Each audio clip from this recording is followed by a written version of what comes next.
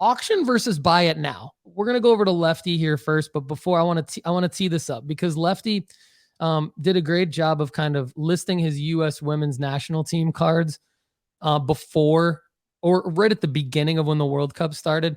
And I want to say that I think while the U.S. women's national team obviously is a huge L of the week for all of us, shout out Janelle Shue in the comments who brought that up as well. I believe the U.S. women's national team is an example of why you really need to think through whether or not you want to do a buy it now or an auction. And here's what I mean.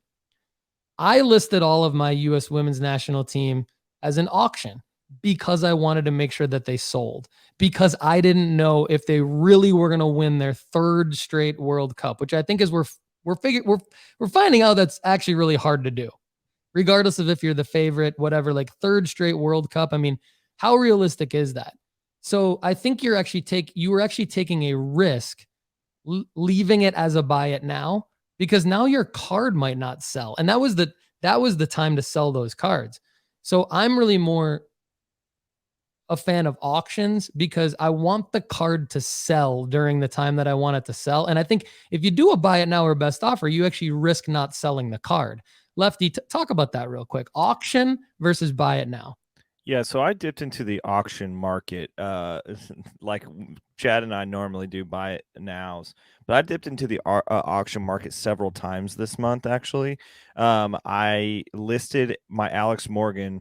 I knew it was a risk that I was going to potentially lose money on this if it didn't sell for what I paid for it. And I did lose money on it per se, but I could have lost a lot more money on it had I not done an auction, because I did an auction with Alex Morgan. She did not really play well. She missed a penalty in her first game, which I think set the tone for her mentality of the rest of the tournament. But the card ended up selling for $5 more than I bought it for.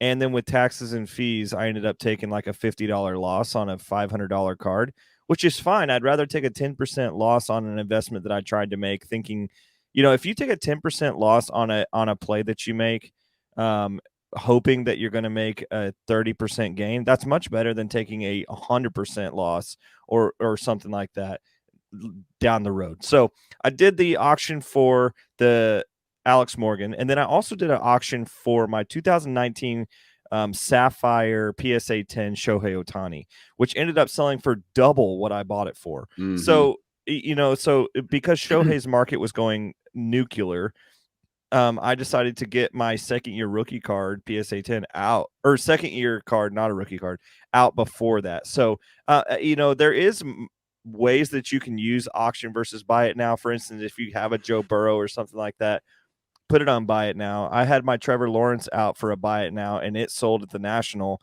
for $200 more than I bought it for in December. But also the card looked like somebody chewed it up, like a dog chewed it up. So, like if you're buying the right player, even if it's a bad card, you can make a significant money flip on it. Great breakdown. And we've got Luke Menkel saying, buy it now, established players, auction, breakout players, hype cycle. That's exactly what I meant. I think that's a great way to break it down. Gary's nodding. Yeah. Gary, take it away, man. What do you think here? Yeah, when I saw that comment from Luke, I was like, absolutely. That he said my strategy in like 8 words, because you have to be aware of the hype cycle. If you're going to auction something off, I've auctioned some things just because I was in a hurry to sell, and I was very disappointed with the returns. But like in playoff season with NBA stuff, I auctioned during that player series prospects that had a chance, like that Christian Brown that was mentioned earlier. Caleb Martin, guys, I bought a Caleb Martin autographed immaculate rookie for like $20 at a shop because I knew Miami was going to go deep in the playoffs. And that card sold when Caleb had his, 15 minutes of fame. I got $200 out of it. I'm like, yeah, the hype cycle. But usually I'm on the wrong end of the hype cycle. So I do a lot of buy it nows. That's awesome. Want to break that down a little bit further, Gary, and talk about some of your guesses. Yo, thanks so much for checking out this clip. It was from the Overflow Show, where we answer unlimited questions from our premium members to help them build their sports card investment portfolio. You can become a premium member now. Just go to nooffseason.com and join a free 30-day trial of our premium membership. and have your questions answered on the Overflow Show every Friday.